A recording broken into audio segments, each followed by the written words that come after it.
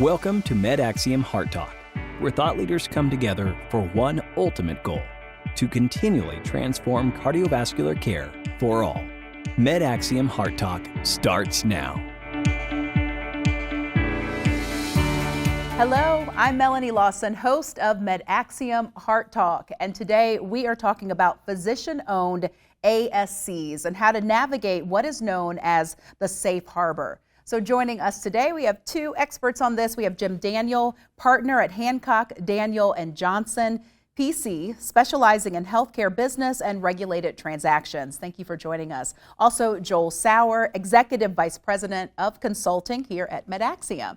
A very familiar face as well. So thank you both for joining us. And to correct, we have one expert. I'm just here. Okay. Jim is the expert. Well, I call you an expert for sure, no doubt about it. All right, but I am going to ask my first question to Jim. What would you say are the two, maybe three most important legal considerations for a physician looking to get into this ASC space? Well, I think first, do it for the right reason.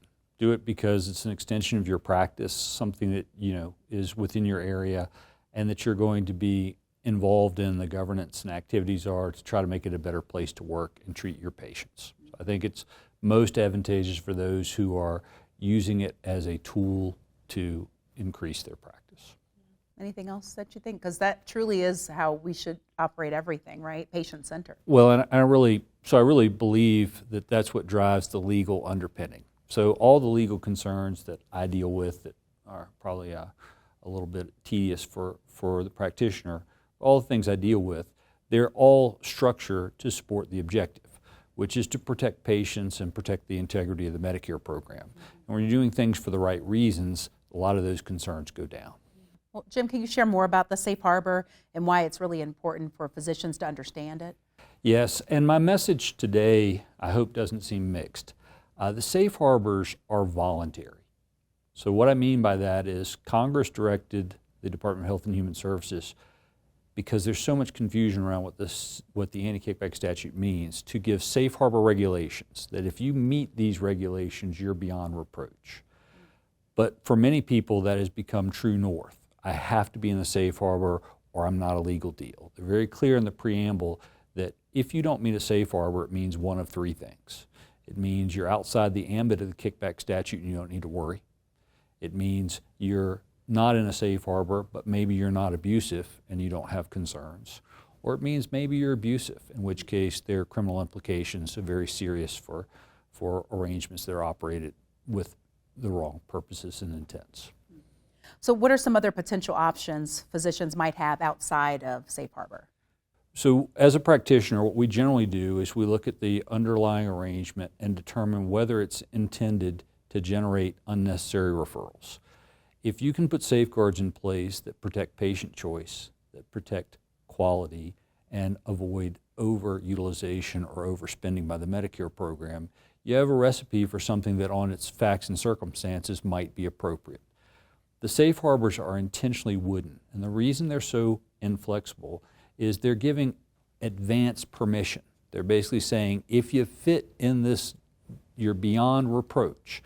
And so they've intentionally made them narrow, and they're intentionally inflexible because they don't want to unintentionally approve transactions that are abusive. So I believe the conversation starts with the safe harbor, but it doesn't end there. You again need to look at the purposes and intents of the relationship, whether it undermines good care for patients, whether it undermines patient choice, and whether it increases utilization and cost to the Medicare program. The thing that's neat about ambulatory surgery centers is you typically deal with two laws in healthcare in most physician transactions, the Stark Law and the Kickback Statute.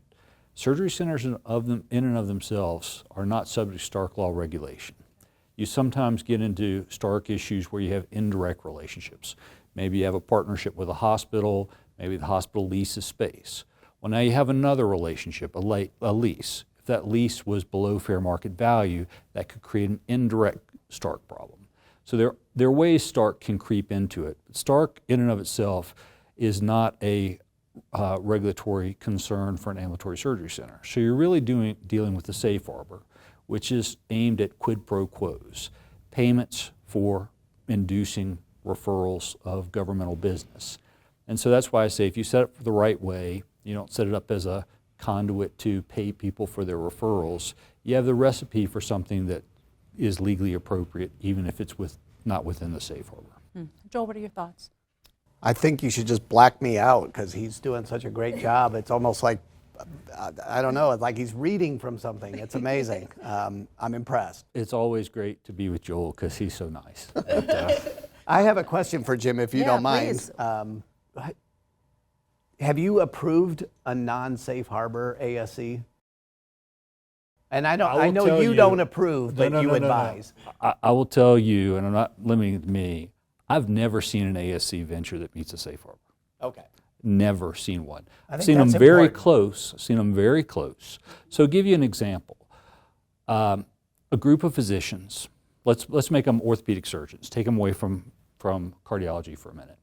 They meet the safe harbor perfectly, but the safe harbor requires them to invest either as individuals or through a group practice comprised totally of orthopedic surgeons who meet the test.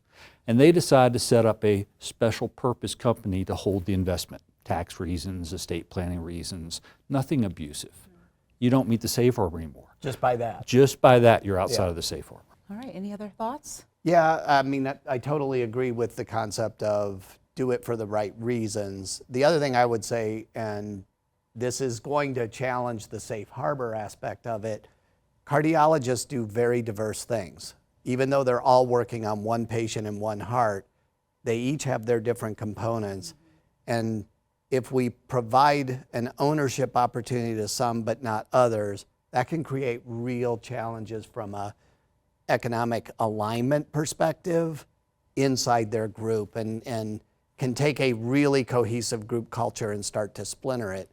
And if there are ways, and everything has to be legal, but I would push our legal teams and our groups to try to find ways to be inclusive, not exclusive, in that ownership.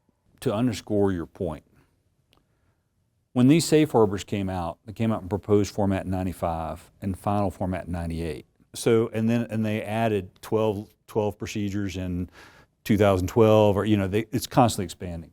So these regulations were written at a point of time where medicine has changed, right? And we need to change with it. Yeah, always expanding, always innovating. All right, thank you both for joining us for this very important, complicated discussion. Thank you. Thank you.